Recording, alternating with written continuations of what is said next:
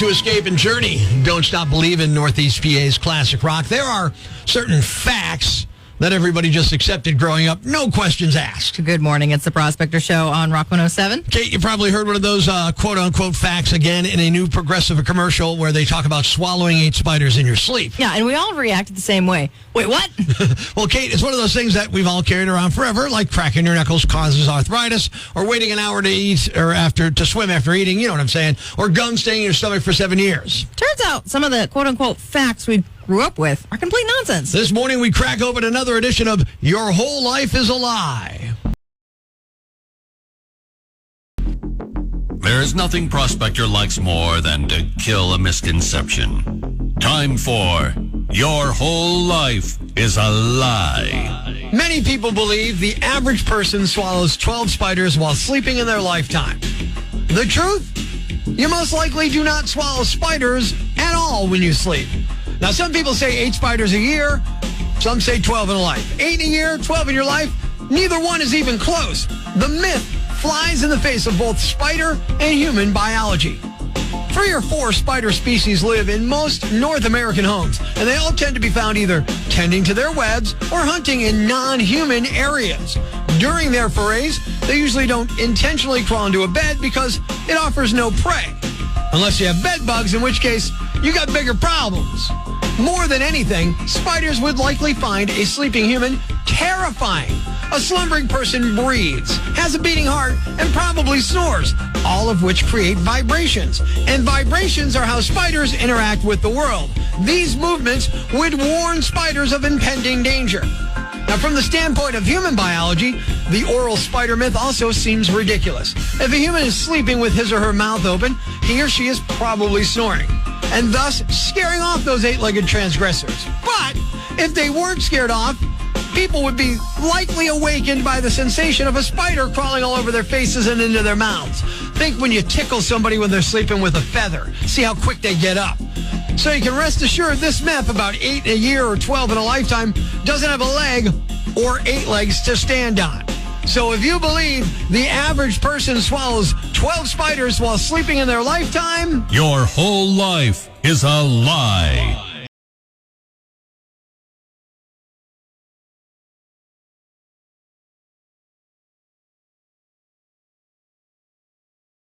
there's a sound every kid in Northeast PA recognizes just like that. And I'm not talking about the school bell. I'm not talking about an ice cream truck.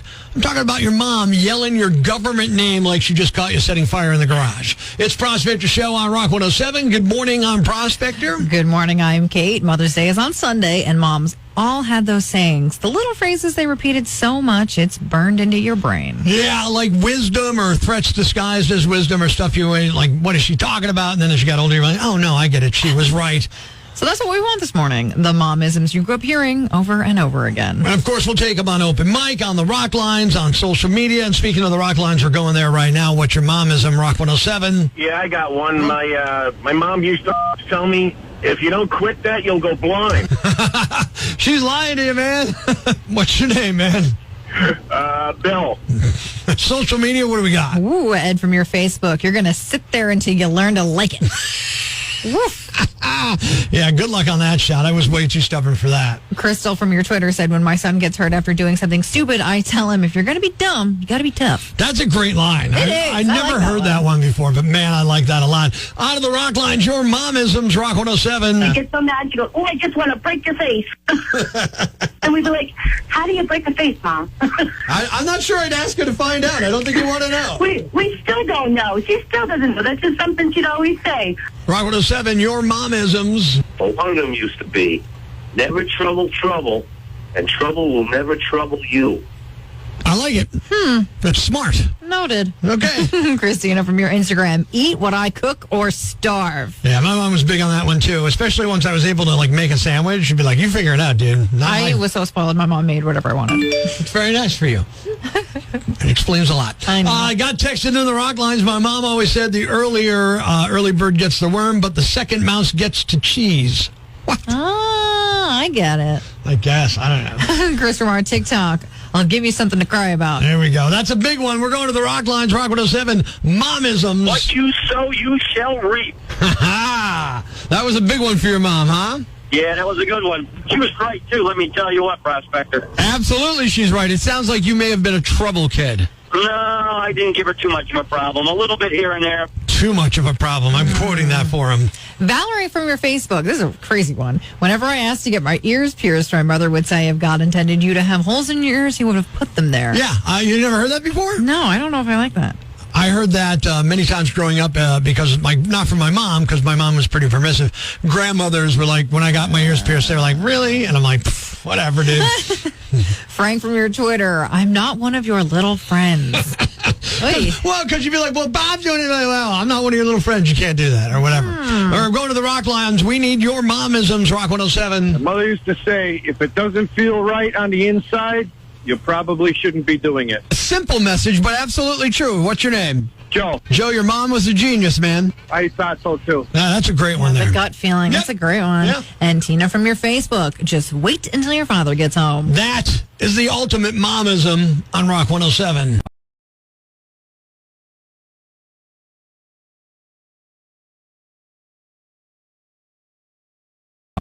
Life's pretty tough right now. There's plenty of bad news, but it's not all bad. It's time for the brighter side of Prospector on Rock 107. A tow truck driver in Canada put his work on hold after spotting a moose trapped in the ice on a frozen lake. He used his truck's winch and a soft sling to gently pull the animal to safety, then helped it recover overnight at his home. The next morning, the moose had regained its strength and wandered back into the wild. Thanks. We needed that. The brighter side of Prospector on Rock 107. Hi. You probably don't know me, but odds are you feel bad for me. You see, I'm Prospector's wife, Tara. I know what you're thinking. Oh, that poor woman. The truth is, he's the sweetest guy. Most of the time. But when he starts rambling, yeah, you have no idea. It's actually far worse than you can imagine. Here's a little taste of my world. It's time for Prospector's Picky Pet Peeves on Rock 107. This one's all about Cinco de Mayo. People who treat it like it's Mexican St. Patrick's Day. Somehow this turned into, well, wear green but make tacos. Nobody knows what it is, but everybody's yelling and holding a margarita like it's a personality. It's Mexican Independence Day. It's this, it's that. It's an excuse to drink, period. Good Lord. The one guy who becomes a tequila expert for 24 hours. All year long, they drink the lightest of light beers, but suddenly, it's actually blah, blah, blah with notes of oaks and citrus. Relax, you learned it 15 minutes ago from the back of the menu or maybe from ChatGPT. Nobody cares. And the overuse of fake Spanish accents. People who've never rolled an R in their life suddenly ordering, can I get a burrito? I can't even roll my R's, but you get it. No, you can't. You sound like a lawnmower trying to start. Knock it off. Seriously? You think that was bad? Try living with him. Love you, honey. Mean it. There are two kinds of people in Northeast PA. The ones who sign up for 5Ks because they love the challenge, and the rest of us who get winded carrying mulch from the car to the trunk of, you get it from the cart and put it in the trunk of Ace Hardware. Like, literally, you just got to bend over and put it in. Yeah, those of us. That's me. Good morning. It's the Prospector Show on Rock 107. So on Monday's show, Kate was talking about running the office 5K over the weekend, and honestly, I think that might have sparked $1 million idea that I firmly believe Rock 107 should be doing. I think I would remember a $1 million idea, Prospector. Right, let me play the clip for you. You ready? Okay. I will not run 5Ks, just so you know. Not going to happen. I'm not even going to run 0.1K. I'll run a no K, so we're going to... Oh, a no K. Yeah, we have to get a no K now. That's it. That's the idea. Okay. The no K, the Prospector no K fun run. It's got everything a 5K has except the actual running. You still get a T-shirt, you get a bib number, maybe a finishing medal, all that kind of stuff. So is there still people like stretching dramatically in the parking lot pretending like they're about to compete in the Olympics? Absolutely. What's going on? Not happening. Instead of running 3 miles, everybody's just hanging out. Like in lawn chairs in the parking lot? Maybe we got some food trucks. Oh, hydration station. It's just coffee and beer. Yeah, I like that. We could have a ceremonial starting line, a start-finish line, really, where everybody stands, we get them all stacked up, and then the horn goes off, and everybody just sits down and starts eating. Well, here's the thing, though. I think that this could work for a charity because people like myself love supporting good causes. So Yeah.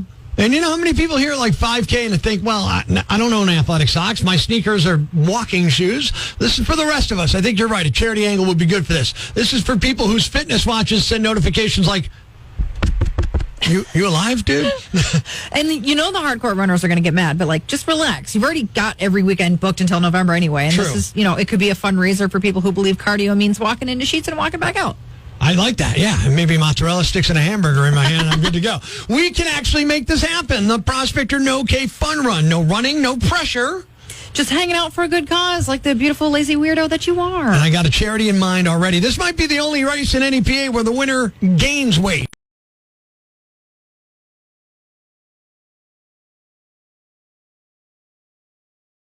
It's time to have a little fun on the phones. Good morning. I'm Rock 107's Prospector, and I'm going to be calling a assisted living facility, a senior home today, and I'm going to be pitching my new system to make sure that they don't lose any of their residents. I'm safety conscious, after all. Twist is, it's just a leash, but I don't really say that. It's another Prospector prank call on Rock 107.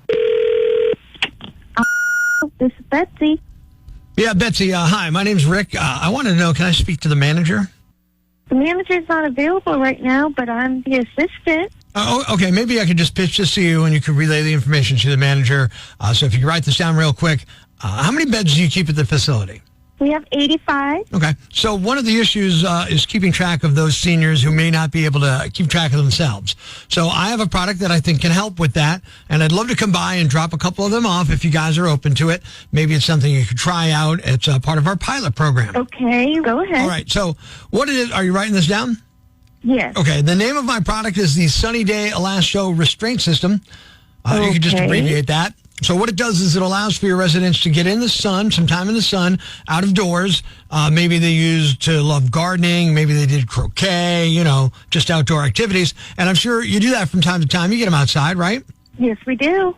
This will allow you to have peace of mind, allowing your residents who are still mobile, but maybe not paying attention to boundaries, stay in those boundaries using a harmless elastic restraint system. Very similar to, do you know how toddlers get restraint, like when you go to a theme park or something like that? Wait a minute. So you are pitching an idea of basically it's like a leash, or you call it a harness? Well, it's a harness on the body, and then what we do is we have an elasto strap that will go ahead and affix to a fixed surface. No. I wouldn't want to tie up our seniors. You're not tying them up. They're free to move around. That's the point. They're free to move around, but only to a certain distance. Now, why would you be opposed to that? Because could you imagine if you were coming to visit one of your family members and I had them in a harness tied up to a tree or you don't. in the ground? You don't tie them to a tree. That's the thing. They have freedom to move around. Can you imagine coming to see your relative and they're just in their room and they never get out because you're so afraid of losing track of them? No. We have staff for that. I would rather have more people out there. Yeah, but can your staff can't keep track of everybody?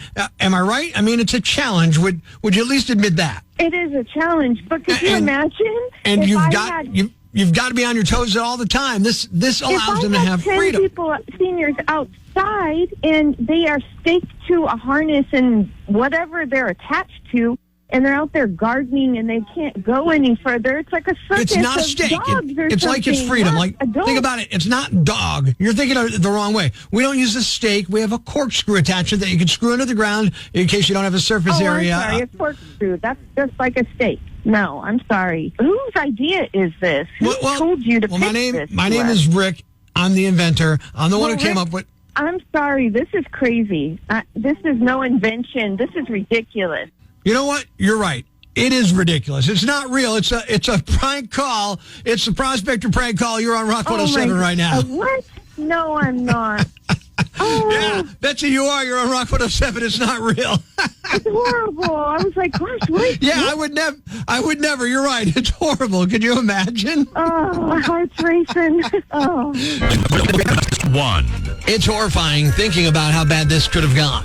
A 58-year-old drunk woman in Washington State named Wendy Clemente was caught on video driving down a sidewalk chasing a kid on a bicycle. It's unclear why. The video starts with her cruising down the street, blaring her horn before turning toward the sidewalk and gunning it after the kid. It doesn't seem like the child was instigating her at all. Not that it matters. The kid was on a motorized bike, and it's a good thing. If they were just pedaling, Wendy probably would have run them over. The police tracked Wendy down, and she said she took her dog for a ride and was looking for other dogs to socialize with. She denied knowing anything about the incident with the kid on the bike, including driving on the sidewalk. Not surprisingly, police say she was under the influence of something, so she was arrested.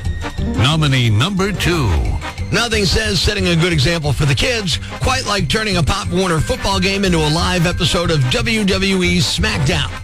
Police in Florida say a fight broke out during a youth football game when tension spilled from the field into the crowd. And instead of backing away like, an adult, one woman allegedly sprinted directly into the chaos. Authorities say the woman went onto the field during the brawl and allegedly kicked a 13-year-old player while he was on the ground. Witnesses told officers she physically got involved during the pileup before deputies stepped in. When police questioned her, she reportedly claimed she had no choice because the kid hit her first during the melee, which probably still is not the sentence you want to say out loud at a youth football game. She was arrested and now faces charges connected to the incident. And the winner is... the drunk driver who drove a car down a sidewalk to chase a kid on a bicycle.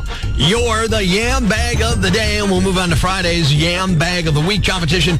Keep it here for all the nominees for Prospector's Yambag of the Week, Friday morning on Rock 107. That's your Prospector Prime Cuts podcast, the stuff we're legally allowed to replay. Thanks for listening, and remember, if you want the full experience, the stuff that almost gets us in trouble with the boss, you gotta wake up with us. Weekday morning starting at 5:30 on Rock 107.